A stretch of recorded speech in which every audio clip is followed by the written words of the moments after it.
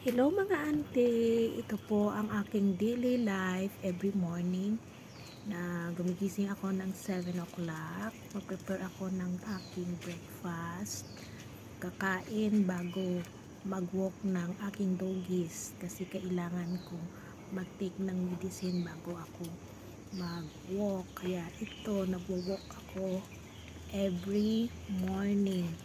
Mahaba-haba ito parati ang aming walk. Ito si Molly at saka yan si Oscar mga auntie. At saka ngayon 7:20 the morning, medyo mainit-init na yung panahon. Tsaka yun, magwo-walk kami hanggang sa dulo.